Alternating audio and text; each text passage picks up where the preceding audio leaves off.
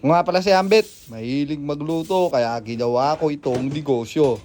Tara, samahan nyo naman ako magluto ng mani ngayong araw na ito. 25 kilos nga pala ang ating lulutuin kaya inumpisan ko muna sa paglilinis ng ating mga gagamitin dahil solo ko lang kaya ako lahat. Busy kasi yung mga kasama natin nagluluto ngayon. Yung isa may sakit at yung isa ay naghahanda para sa kaarawan ng kanyang magulang. Yeah. Hey! O siya, balik na tayo sa video. Ayan na nga, laging bago nga pala yung ginagamit natin mantika sa tuwing magluluto tayo para sigurado ang quality at kalidad ng ating produkto. O diba, dyan pa lang talaga naman lugi ka. Napakamahal ng mantika ngayon. Pati nga malagasol, sobrang taas ngayon. Pati yung mani, nagsitaas ang presyo. Grabe ang inflation sa ating bansa, no? Nakakalungkot. O, dumadami na naman sinasabi ko kung ano na naman may nalalaman ko. Balik na tayo dito sa video. Ayan nga pala, nagmumultitask na ako dahil ako mag-isang nagluluto. Kinakabit ko na yung mga tissue doon sa ating patiktikan ng mani para naman mahigop yung mga mantika na kumapit sa ating mani. Kaya sobrang proseso din ang napasok kong negosyo na to.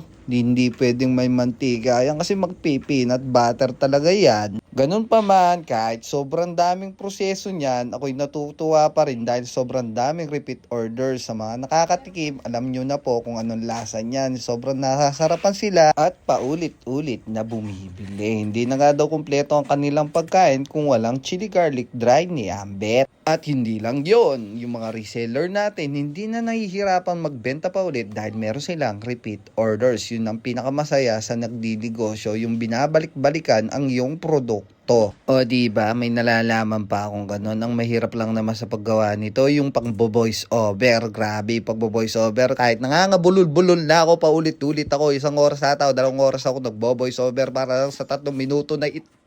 Grabe! Pero okay lang yan. Practice makes perfect. Ayun, nabulol na naman. Ayan, naglilinis na pala ako dyan. Nagliligpit na ako. Importante nga pala, nalinisin ko lagi yan dahil dyan ako nagluluto. And then, baka madulos yung anak ko dyan. Tsaka yung mga kasama ko sa bahay, delikado. Pero ipupush ko na makapagpatayo ako ng maliit na lutuan dyan sa likod ng bahay ng biyanan ko. Kahit yung maliit lang, basta't kumpleto, maliwalas, maganda, maayos. Siyempre, yung malinis na malinis. Siyempre, kailangan natin yun eh. Yun lang, love you!